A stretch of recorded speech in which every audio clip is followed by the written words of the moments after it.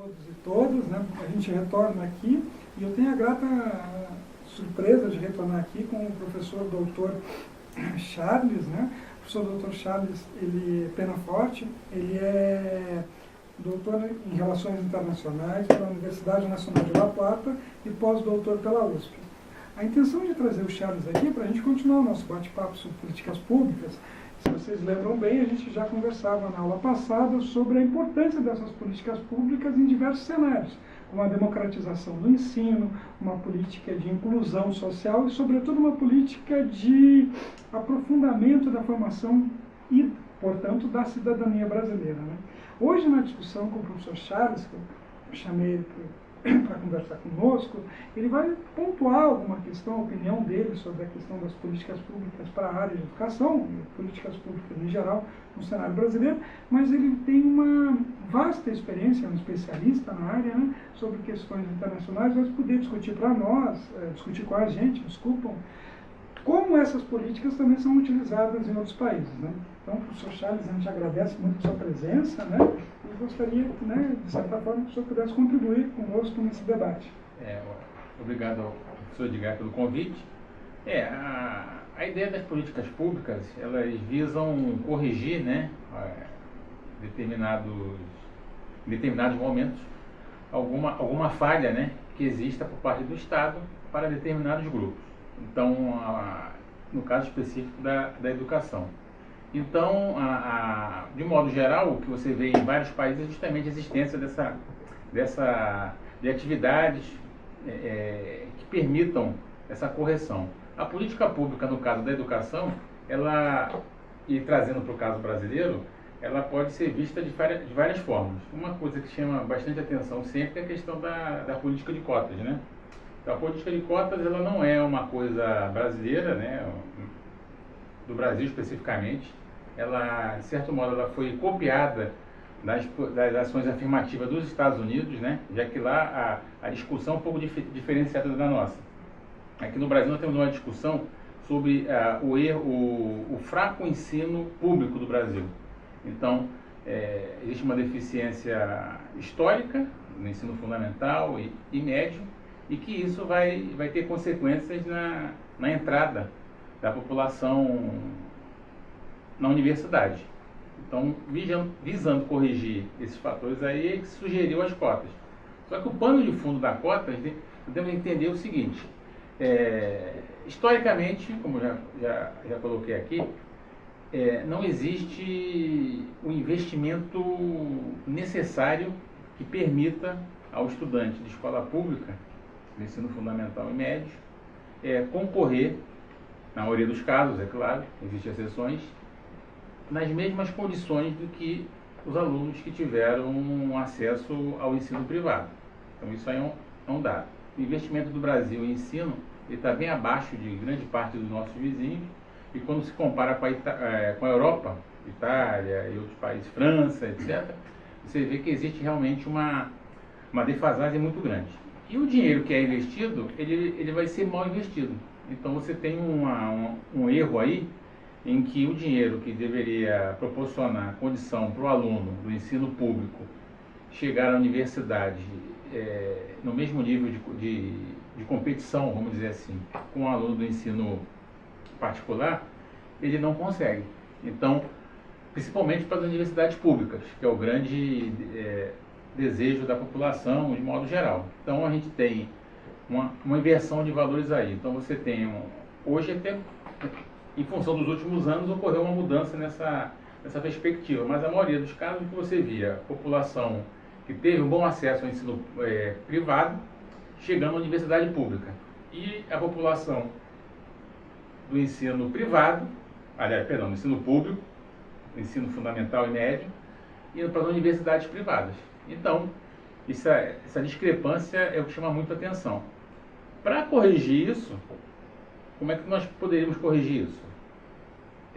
Com um investimento maciço em educação, não só proporcionando a quantidade, né, da inserção que existiu no período do Fernando Henrique Cardoso, né, onde praticamente toda a população acima dos 14 anos, abaixo dos 14 anos, melhor dizendo, conseguiu entrar no ensino fundamental, mas que a estrutura se manteve ruim, de certo modo. Então você encheu a sala, mas não melhorou a qualidade. Então manteve-se a estrutura errada. Então as ações afirmativas, no caso aí a lei de cotas, ela visa corrigir isso, justamente proporcionar a quem não tem acesso a uma boa qualidade de ensino mecanismos que possibilitem essa correção e que o candidato consiga chegar. É claro que existe toda uma discussão em cima disso, mas o ponto fundamental, quando se compara com os Estados Unidos, é que lá, o que se debate lá, é que todos têm acesso, minimamente, ao ensino médio de qualidade, que é o high school. O problema é que nos Estados Unidos, grande parte das universidades, ou as melhores e mais prestigiosas, são privadas. Então você tem que pagar uma anuidade, que pode ser 50, 100, 200, $1 milhão. Então, para corrigir, para que no ensino lá você não tivesse exclusivamente pessoas com dinheiro na universidade, se criou essas cotas que não estão baseadas na questão racial, mas sim na questão da pobreza, a falta de dinheiro, a falta de acesso. E aí se criou para hispânico, negros, ameríndios, etc. E a gente aqui, notando que essa correção de rumo da universidade, do ensino público, ele é bem mais lento do que o necessário, partiu-se para essa questão das cotas, identificando, no caso, que os grupos mais prejudicados são os grupos raciais. Então, é uma forma que você tem. É a forma ideal? Não. Mas é a forma que nós temos de tentar corrigir. Enquanto se discute se vai melhorar ou não o investimento e a qualidade desse investimento na educação, a gente tem que tentar corrigir isso. Então a cota entrou dentro dessa perspectiva. E existe uma série de críticas, mas que estão caindo por terra. Então grande parte da população que conseguiu chegar por cota tem notas melhores, existe reforço. Então existe toda uma dinâmica que está sendo alterada e que melhorou. Então não se dá para se colocar que foi ruim ou que se baixou o nível. Mas é fato que existe uma questão estrutural que tem que ser resolvida. E uma das questões que a gente discute, já discutiu com os alunos, exatamente é a questão da falta de uma política pública de longo prazo aqui no Brasil. Né? A gente vê em vários países que tem políticas mais duradouras. Né? O professor Charles colocava a questão dos Estados Unidos, eles também têm uma política que, se eu não me engano, já está há 20 anos lá, que ninguém será deixado para trás. Né? Uma política onde que eles tentam melhorar o ensino básico e o ensino fundamental. Não deixar pessoas sem alfabetização. Então, é uma política assim que copia o modelo americano de uma questão de guerra, ninguém vai ser deixado para trás, porque eles entendem que a educação também lá é uma forma de acesso à cidadania, acesso ao debate mais qualificado. Aqui no Brasil a gente percebe esses problemas estruturais porque não tem uma política que inclusive unifique uma melhor formação no ensino médio e um acesso na universidade. Né? Então, um dos debates que a gente conversava, professor Charles, é o aspecto do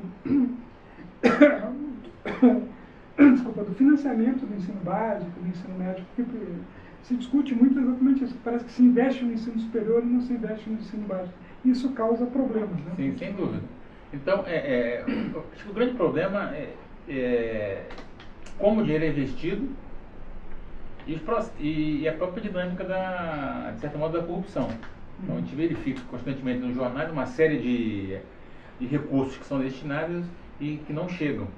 Então, isso é um problema estrutural. Então, a gente teria que resolver isso. Então, na verdade, a gente poderia até fazer mais. Existem outros países na América Latina, por exemplo, Cuba conseguiu resolver esse problema de analfabetismo logo no início lá da mudança do regime deles lá. Eles fizeram uma grande campanha de alfabetização, levou todo mundo para o campo, os estudantes, e alteraram. Então, de certo modo, pelo menos na minha concepção, o que a gente poderia notar é que existe que não existiria, na verdade, um interesse político de se resolver isso. Esse é o grande problema. Porque dinheiro, até que não é o ideal, mas você tem. Então o problema seria justamente isso, o interesse de se melhorar o ensino de qualidade. Porque a gente vê aquele PISA, né, aqueles programas de avaliação, e o Brasil não consegue superar a leitura nem a questão da matemática. Então, com recursos, seria possível isso. Quer dizer, o recurso tem, mas os recursos são destinados, são mal utilizados e alguns são perdidos aí na teia da corrupção. E como professor, a gente está discutindo com os colegas que estão se formando como professores, né, a gente percebe os desafios dentro dessa seara. Porque no Brasil a gente tem 3 níveis de políticas públicas que se interagem e não dialogam. Vamos dizer, a gente tem a política pública municipal para a questão da educação. Por exemplo, em algumas cidades a prefeitura auxilia pagando ônibus para o estudante, né, fazer sua graduação, outras, ou tenta trazer um polo, um campus, alguma coisa nesse sentido. E parece que há um problema estrutural, professor Chaves, que não há um diálogo entre Estado, município e federação para abrigar isso. Apesar de haver políticas públicas nacionais, o FIES, o Enem, enfim, essa relação. Na sua opinião, professor Chaves, como é que a gente poderia pensar assim numa unificação dessas políticas? Porque a gente discute que, de longa data, a gente vem vendo algumas políticas que elas duram um governo, no máximo 2. Então não tem essa política de longo prazo, que é um problema estrutural que o senhor coloca, né? Mas também é um problema estrutural vinculado também ao fato que a sociedade também não faz cobrança por uma maior, que essas políticas sejam de longa data. E um dos elementos que a sociedade não faz cobrança, parece que existe uma cultura já de, não digo de apaziguamento, mas uma cultura onde a sociedade não se sente tão partícipes das questões do governo, então não se sente em condições de fazer uma cobrança mais efetiva. Ou talvez não entenda, de certo modo, a importância dessas políticas públicas no longo prazo. Eu acredito que toda essa discussão ela pode ser entendida a partir da dimensão histórica. Então, por exemplo, o Brasil na América ibero-americana, vamos dizer assim, né? Portugal e Espanha, melhor dizendo, nós fomos o último país a ter universidades. Então, qualquer país aí da América Latina teve universidade primeiro que o Brasil. Então, nossa primeira universidade, não faculdade. A gente pode dizer nacional aí, 1938, se não me engano, que é a USP, com a presença de franceses, né, muito grande, intelectuais franceses. E a própria colonização no Brasil, até o Império, a gente praticamente não desenvolveu nenhum tipo de programa educacional. Então, ele ficava muito voltado para as elites. Então, em função disso, historicamente, a educação no Brasil nunca foi algo muito importante, sob certo ponto de vista. Então, ele só começa a ganhar um certo destaque a partir do início do século XX. Aí você tem Anísio de Teixeira, toda uma discussão de tentar transformar o Brasil e reverter, né, esse atraso histórico, mas que na prática fica nesse problema. Quer dizer, então, na minha opinião, não há um interesse político. O próprio Darcy Ribeiro ele colocava que a crise da educação é um projeto político. Ou seja, tudo que a gente vê de dificuldade, baixo salário, etc., é uma coisa bem definida. É um projeto que foi colocado em prática e que vai dando resultado. Então você não consegue atrair profissionais de melhor qualidade, etc. Porque você tem sempre uma certa demanda, aliás, você tem uma demanda de recursos, mas que não é devidamente suprida em função das políticas dos governos. Quer dizer, a elite brasileira, de certo modo, ela não tem interesse nisso. Apesar de você ver todos pela educação, todos por não sei o quê, isso aí na prática não se reverte em nada, porque o primeiro fator é a questão não só de infraestrutura, a questão da valorização do professor, esse é o ponto-chave. Então, se não valorizar, não vai adiantar, já começa errado. A questão passa também por infraestrutura, que também é importante, e aí vai desenvolvendo o processo como um todo, até chegar no caso do aluno. Então, todos os países que se tornaram aí emergentes ou se desenvolveram, fizeram uma política educacional agressiva, ou uma revolução educacional. E o Brasil, o que se coloca aí, a última grande transformação foi nos anos 90, quando se colocou dentro da escola toda a população abaixo de 14 anos. Só que escolas que cabiam 20 passaram a caber 40 e o investimento não aconteceu. Vários estados também não pagam o piso, né, nacional, paga-se R$7.000 para um vereador, uma cidade de 5 mil habitantes, mas você não consegue pagar o piso do professor para 1 ou 2. Então, é extremamente complicado. Então, é uma política... A falta de política é uma política. E principalmente da elite brasileira, que quanto maior o nível educacional, mais você pode criticar, questionar, etc. E que é uma questão que a gente vem debatendo muito na disciplina, que é essa perspectiva, assim, quase iluminista, né? Razão liberta, razão prepara, né? E uma questão que é muito interessante, que eu acho que é uma curiosidade que a gente tem, o senhor já morou na Argentina, o senhor já trabalhou em outros locais. Como é que é essas políticas públicas assim, em países vizinhos ao Brasil? Se o senhor pudesse falar alguma coisa assim, bem nesse sentido, assim, da educação, que a gente sabe que tem graves problemas também, né? Nessa perspectiva. O Brasil, do ponto de vista da educação, ele perde para praticamente todos os países da América Latina. Então, até a Bolívia já conseguiu ter universidade, vamos dizer assim, antes do Brasil. Então, isso é um dado preocupante.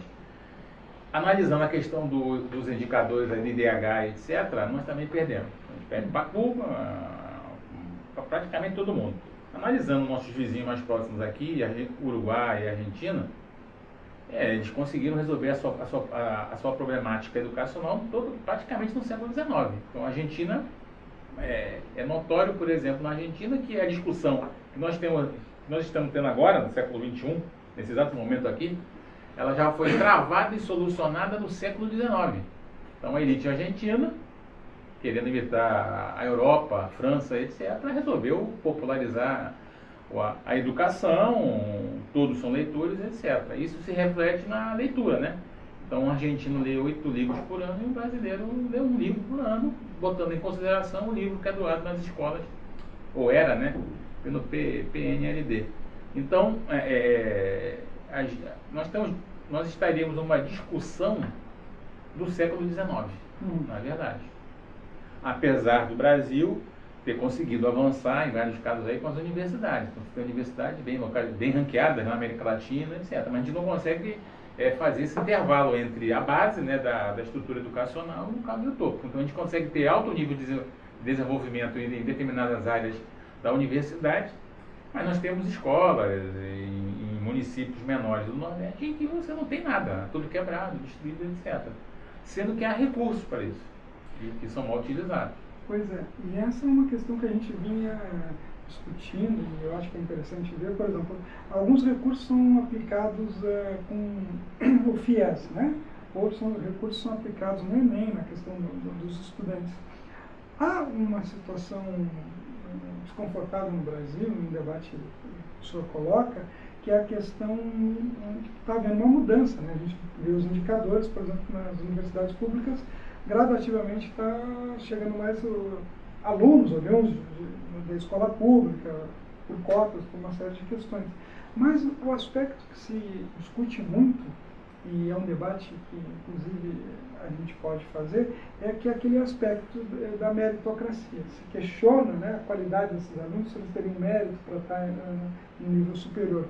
Um debate, então, muito intenso, assim, que eu, na minha concepção, acho complicado fazer uma meritocracia, porque eles não partem do mesmo nível, né? Mas tem todo esse debate, e na questão da educação, sobretudo na questão da educação inclusiva, né? A gente vê, por exemplo, assim, casos como pais e mães ficam revoltados quando tem algum aluno com necessidades especiais em sala de aula, que atrapalha o resto da turma. A gente vê uma série de aspectos nesse sentido. Então, parece que o debate é muito mais de uma mudança de uma cultura, de uma interpretação popular sobre essa relação que se tem com a educação. Porque a gente vê, de uma forma concreta, algumas propostas são interessantes, né? A questão das cotas, como o senhor coloca, financiamento, mas essas propostas elas ainda não conseguiram atacar, parece que o central da coisa, né? Que seria uma mudança profunda em um reconhecimento que a educação é um caminho fundamental para o desenvolvimento de qualquer nação. Né? Sim, que eu volto a colocar. Todo esse problema que nós observamos hoje é um problema histórico. Então, desde 1500 nós temos essa dinâmica aí. Então, sob esse ponto de vista, a gente não consegue superar isso em 100 anos. Quer dizer, então, isso é uma dinâmica que vai perdurar durante um bom tempo. Então, quem deveria puxar esse processo como um todo seria as elites brasileiras, as elites intelectuais, financeiras, etc. Só que essas elites aí, elas propagam um discurso muito bonito de necessidade, Mas, de modo geral, isso não acontece. Então, quando você tem governos que, ao invés de incentivar, você corta recursos da educação, fica complicado. Então, A educação pode ser vista como um gasto, né? como um gasto, então é um investimento. Então, é praticamente impossível você ter um país que se desenvolva sem uma população minimamente escolarizada, não só do ponto de vista de papel formal, ter um diploma, mas que tenha as habilidades e capacidade de entender um texto, de fazer conexões, ter um senso comum mais aprimorado, para as coisas básicas. Então, a gente infelizmente, a gente está num processo que, ao invés de avançar com um corte nos gastos, né? O investimento em educação, isso tende a aumentar a nossa dificuldade. Então, infelizmente, o processo tem que partir das elites brasileiras. E o próprio comportamento da população de achar que a educação não deve ser inclusiva porque vai atrapalhar, etc., é mais uma comprovação de que não há educação. Sim. Porque a educação, ela proporciona a cultura. E a cultura você só ganha depois que você tem uma educação formal, consegue ler, entender e compreender. A partir daí o processo vai se desenvolvendo. Então é muito difícil esse momento no caso da educação brasileira, principalmente com os cortes, né? Que a gente vai observando e vai tendo uma série de dificuldades. E uma questão, assim, já encaminhando, né, para o fim, o que a gente está conversando, assim, uma pergunta, né, mais final, assim, é que a questão básica da educação é o seguinte, é querer fazer, vamos dizer assim. Né? Então, quase todos os momentos, assim, momentos de disputa eleitoral, alguma coisa, a educação sempre aparece como uma das palavras-chave, né? Mas, efetivamente, ela não é levada a cabo dentro dos processos, como o professor coloca, mas o que eu vejo é que ela tem potencialidade de. Então, assim, na verdade, assim, há uma possibilidade, se houvesse os investimentos, seriedade, alguma coisa assim, de uma transformação efetiva na realidade brasileira a partir do investimento maciço na educação. A escola integral, sei lá, enfim, tem várias possibilidades dentro dessa perspectiva. Porque uma questão que chama os olhos quando a gente está falando sobre o aspecto da política pública é, na verdade, que a própria questão da política pública, o que é? Ela tem que servir para modificar o cenário, para fazer uma estrutura que tem tais características se modificar. Né? E a gente observa que, inclusive, no debate em sala de aula, no debate com isso, assim, parece que isso é deixado meio de lado. Você pega coisas pequenas e não vê a potencialidade dessa situação. Talvez esse não olhar, esse silenciamento sobre esse campo de possibilidades, nos leve até a achar... eu vi um determinado político ia dizer que educação boa é só aquela educação que é paga. Não concordo com isso. Acho que a gente vê nos IFES, em várias outras, né, escolas que têm um diferencial, que a educação pública tem potencialidade. Né?